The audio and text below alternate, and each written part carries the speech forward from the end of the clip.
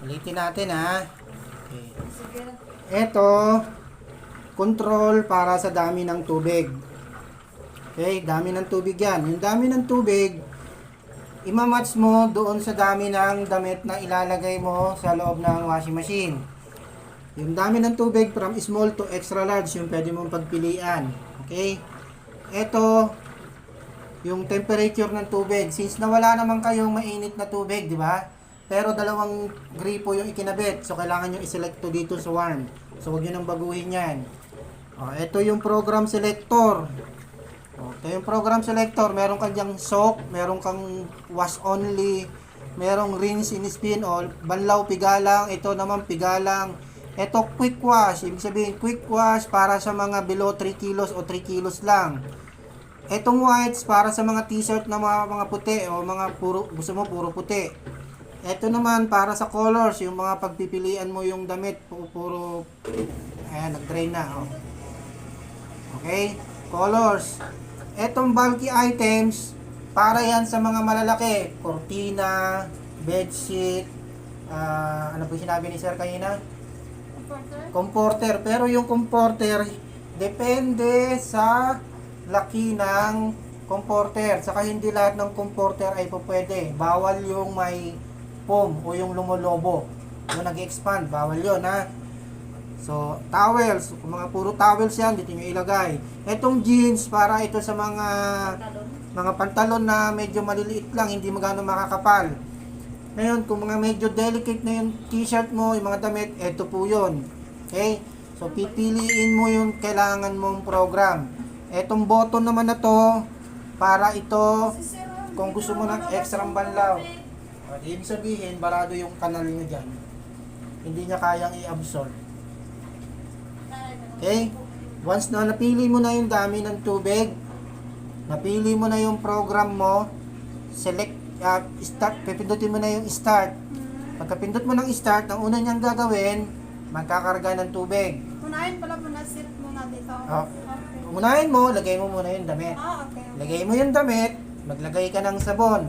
Okay. Kung gusto mong gumamit ng fabric softener, ilalagay mo na yung fabric softener. Ngayon pa lang, ilalagay mo na. Okay? Yung fabric softener, tinuro ko sa inyo na kung saan siya may na sariling lagayan. Ilalagay mo na yung fabric softener doon. I-dilute mo ng konting tubig. Tinatakpan lang yan, tinatakpan lang yan. I-dilute mo ng konting tubig. So, pag nalagay mo na, may damit ka na, may fabric softener ka na, may sabon ka na, i-start mo na siya. Pipili ka na dito, pili ka dito, pili ka dito, tapos i-start ka na. Okay?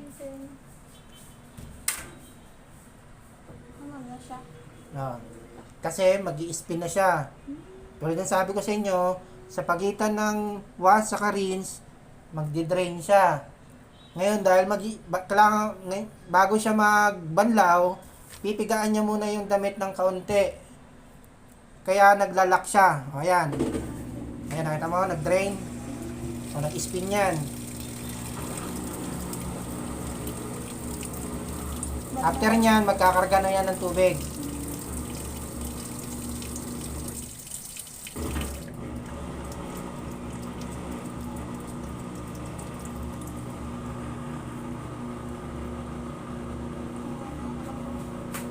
Alam mo na te, sure ka. Yun na yung tinatanong mo, naglalak. Mamaya, ibig iniisip mo maglalak ka. Hindi, tapos diba pag... Kapapanood mo ng YouTube. Kapag tuyo na rin, pag okay na siya kuya, kusa ba siya kukunin mo na lang? Ha? Mapapatay na siya kusa. Oo, paglipat na itong ilaw na to sa dan. Okay. O ayan, sabi mo kayo na, natandaan mo na. Buti inulit ko. Di ba sabi ko nga itong ilaw na to lumilipat yan hanggang sa makarating sa dan. Pagdating na dan, Okay na siya. tapos na yan, wala nang gagawin yung washing machine, tatahimik na siya. Pag angat mo ng pintong ganon, mamamatay na yung ilaw. Ulitin ka ulit. Okay. Okay, sabihin mo na naman, hindi, okay ka ng okay ha. Nakita mo lumilipat ang ilaw, di ba?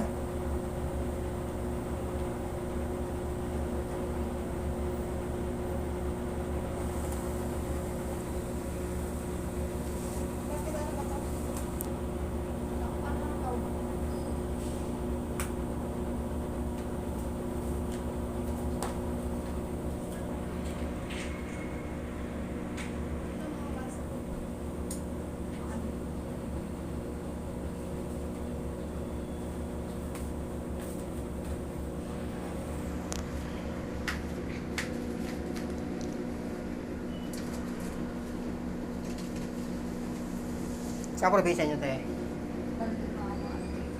Antique. Saan po yun? Malapit sa Bohol? Malayo. Ano pong pinakakatabi niyong probinsya? Iloilo. Ah, Iloilo. Antique. Ano paano pagpunta doon? Barko, te? Aeroplano? Barko lang. Barko lang. 24 hours. Ano po? 24 hours nakadating na kami dito. Sa barko. Sa, hindi, dito na. Okay. Kaya nga, ang biyahe sa barko. 24 hours. Dalawang araw? Sa barko. Dalawang araw. Layo pala nun. Isang araw. Pag dalawa dito na eh. Dalawang araw nga. Biyahe. Isang gabi. Magkano pamasahe sa barko? Isang tao. 2 plus ang mga sa bus, 3,600. Ah, bukod pa yun sa bus, bukod pa yung sa barko. Magkano sa bus? Saka, di bali kung anong kalayo, mga 150, 250, kung may mga Olympic ang gamit, may bayad dun. Tapos yung sa barko, magkano? 2,000. 2,200. Toto. Ano po yun? Yung, ano ba sa barko? May ano? Iba-iba yung pwesto nyo? Iba yung parang special, parang ganon. Madyan man kung mahal. Depende sa Oo, bibilihin mong depende ticket. lang, kung ano. Ordinary sa brato. Pag ordinary po, ano po yung pagkakaiba? Abot 3,000. Pag ordinary, Kung special. pag special. Ano po pinagkaiba sa ordinary sa special? Wala kasi aircon yan. Ha? Wala aircon yan. Pagka ordinary, wala kang aircon. Simple lang. Pagka special, With aircon. may aircon, nasa kwarto kayo, parang Maganda ganon. yung tulugan nyo. Kayo lang ang nandun. Oo. Ganun pala yun. Ako nakasakay ng barko eh. Hindi, kasi kapag mag-bus ka, ganyan na tulugan mo sa barko. Kapag sa bus ka, kung gusto mo aircon, mahal talaga. Sa 2 at least 6 to 4 to 5. Pero kapag nilalala na bus, kasi mo, nasa ano lang. Ano ba yun? Pwede ba kayong barko? Pwedeng bus? Para po kami, pero lahat kami nasa hindi naka-aircon. Tas, paano yung barko? Yung bus, sinasabi mo. Hiwalay pa yun. Sa baba ito na. Pero kagad dyan sa isang barko lang yung ano. Nakasakay lang din sila sa barko. Kagad dyan sa barko. Yung bus. Pero tayo, tandaan mo ng number, oh. Nasa taas lang, hindi kung saan kayo lalagay. Sa aircon, nasa... Special ordinary? Wala naman yung special ordinary sa barko. Doon sa barko, Ted, doon na kayo bibili ng pagkain. Oo. Marami. O kasama na yung biniling Hindi, ticket. pagka bumili sa barko kasi ang mahal na pagkain doon. Maraming pagkain mo gusto mo, may pera ka lang. Ah, pwedeng Kung gusto mo mabaon ka muna. pwede nang magdala ng pagkain. Okay. Walang kain kung wala kang pera. Pwede rin namang bumili doon sa barko. Ako walang baon eh. Nabili lang. Kunti naman kain ko. Nakakainip, 2 araw pala yung biyahe. Dalawang araw. Kung bawa, alis ka dito. Bukas ka pagdating ng ganito oras din. 24 hours. Ang alastik. Ayun, parang nakakainip ah. Bakit talaga? Isang gabi ka doon sa barko. Tundo lang ako, te. Wala akong ano eh. Ang probinsya ko, Quezon, pero hindi naman ganun kalayo ang biyahe. Ano lang ang Quezon? Mga 8 oras nandun na ako.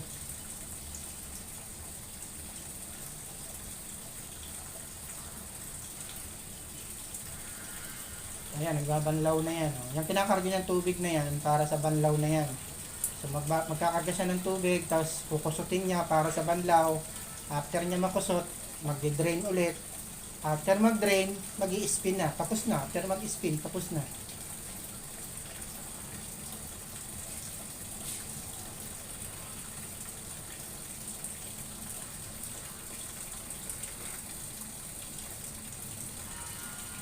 Ang titi.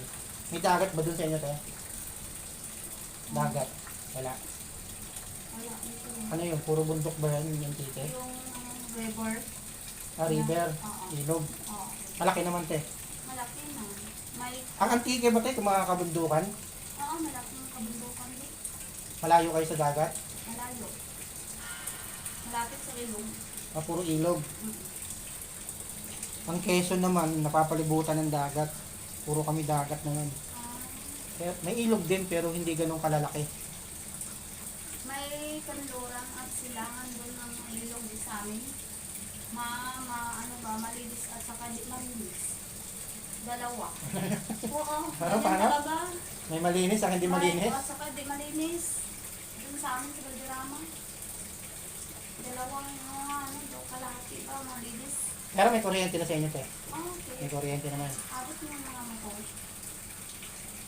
Mayroon kang pera, di ka na makalakad. Sasakay ka na. Abot mo sa amin. Anong pangunahing hanap buhay doon, te? Pagbubukid. Marami, basta kung masipag ka lang. Pagbubukid. Oo. Tanim ng palay, mais. Marami pa. Basta masipag ka lang. Kung hindi ka masipag, magugutom ka. Ayan. Kaya na lang natin siyang ano. Demo ko na po, ma'am. Okay na po. Nakapag-drain na siya. Nagbabanlaw na po siya para sa banlaw na po yan. Wala na kayong question, te. Wala na.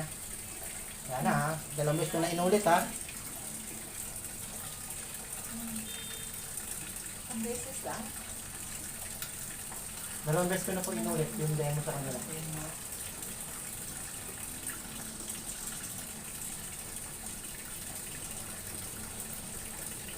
Basta pag nakailaw na po yung lit in lock na yon, hindi nyo na po ito pwedeng buksan. Ito po yung yung kulay pula.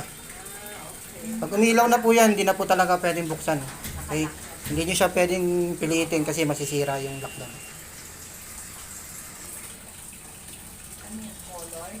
Ang white na. Nilagay ko lang po muna sa quick wash para yung operation po ng demo makita nila. Pero dapat kailan sa quick wash ba? Hindi po. Yung quick wash po ma'am, ginagamit lang yan ma'am pagka ang labahan niya po ay below 3 kilos o 3 kilos lang. Pwede na po doon sa, pag konti lang po talaga, tulad po nung isinalin po doon, yun. Dahil kasya po yun sa quick wash, yun po yung pinakalagay ko. Okay. Pero kung marami na po talaga, pipili po kayo dito sa whites, colors, ito pong program na to. Ito po, pwede kayo pumili lang dito kung maglalaba lang, o dito magbabanlaw at pigalang, dito naman po pigalang, yan.